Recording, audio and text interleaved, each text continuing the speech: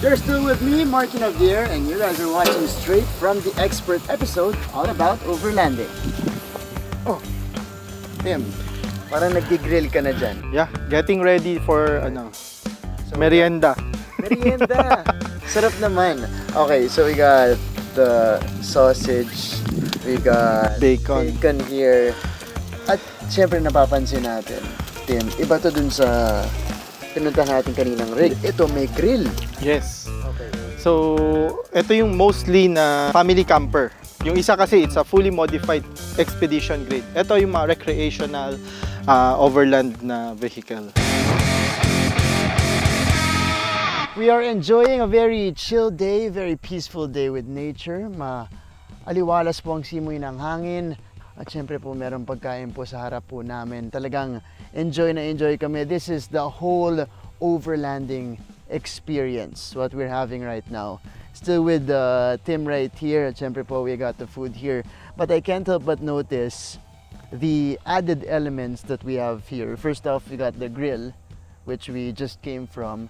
Tapos meron tayong table dito. May mga chairs tayo. Meron tayong lalagyan dito ng additional drinks if you want to. Is it necessary to have these? It will give you added convenience.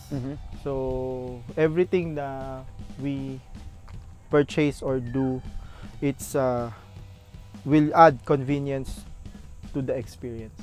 It's up to you. Not necessary you have to buy this type. You can have other type of tables and chairs or even lalagyan. For beginners especially, let's say for a minimum of 2 to 3 people going overlanding, aside from the equipment that we have here, the ref and the tent, ano pa yung mga must-have na additional equipment / gamit na kailangan nilang dalhin? So like this one, yung mga plates, nabili lang sa grocery. So we minimize yung mga disposable plates para syempre yung trash natin hindi natin iniiwan sa campsite. We bring it and dispose it properly. Okay. Do we keep in stock flashlights, lamps, may additional tent ba tayo na kailangan na dalhin just in case of emergency? We have mga headlamp, flashlight, and yung mga camping lamp na sa table or yung mga sinasabit. Ngayon marami nang mabibili sa mga malls, may mga rechargeable LED na rin. But we also bring pang emergency yung light stick, yung pag pinutol mo umiilaw. So that's for emergency. And or of course mga like insect repellent, first aid kit, mga ganon. Okay. Just in case na minsan syempre nagpe-prepare ka ng food, mayroon kang knife. So nasugatan, mga ganyan, hindi maiwasan. We mentioned the necessities of overlanding already. Meron ba mga shops na mapagbibilhan nito? At least for the starters out there na naghahanap ng medyo affordable shops where you can buy these. So first of all, syempre meron yan sa Mototesto. Meron. But aside from Mototesto, may mga outdoor shop out there na marami din silang gamit na mabibili mo, mga tent, ilaw. There are plenty. Sa ngayon, ang dami ng outdoor shop na meron sa Philippines. Yeah. Let's talk about figures, Tim. Ballpark estimate of how much you will spend if you're planning to customize your car. So, if you have a car already, yung pinaka-basic, less than 30, kaya na. You buy a decent ground tent, an awning, tables, chairs, you bring your cooler, and then all the mga ilaw, mga utensils, kaya na. This is the most basic of like equipment that you can put in the car. 30,000, at least that's a start. Yes, diba? that's a start. That's a start. So that gets you started with overlanding.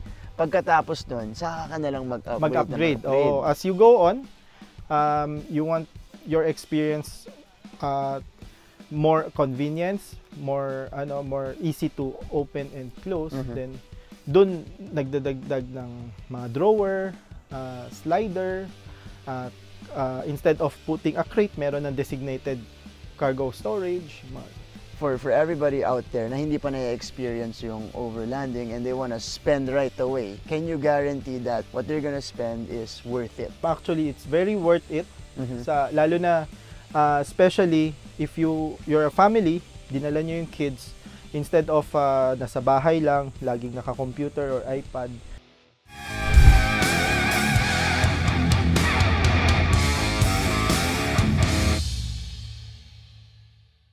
Tim, final tips para sa mga nanonood sa atin ngayon na gusto mag-try ng overlanding.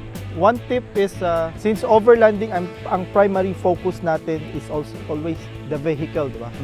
So, before going on overlanding or a camping trip, make sure you have your vehicle checked. Mahirap yung masiraan in the middle or sa loob ka ng bundok. Very important yung reliability ng vehicle.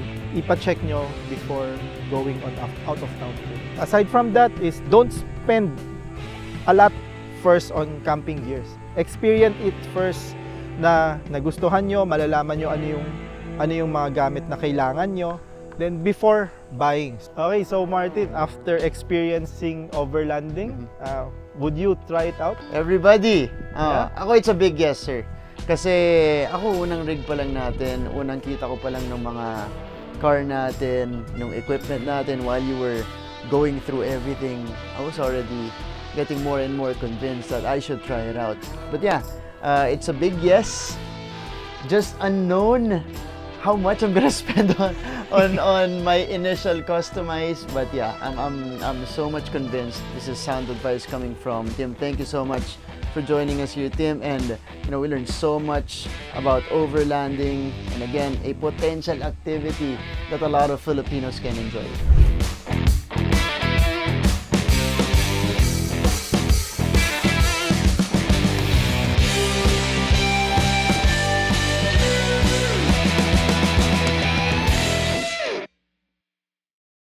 Over the course of 2 episodes, we hope you learned already what overlanding is all about and how you guys could actually get into it. How can they find you? How can they find Mototesto? Okay, Mototesto is located in San Juan. You can find us on Facebook, YouTube, Instagram. Just search Mototesto. For more videos, updates, stories, just visit www.gmanetwork.com/lifestyle and visit their social media accounts on Facebook, Twitter, and Instagram. You guys could also follow me online. It's at Martin_Javier on Instagram, Martin D. Javier on Twitter, and Martin Javier on Facebook. So everybody, thank you so much. We hope you enjoyed this episode of Straight from the Expert. Enjoy and try overlanding soon.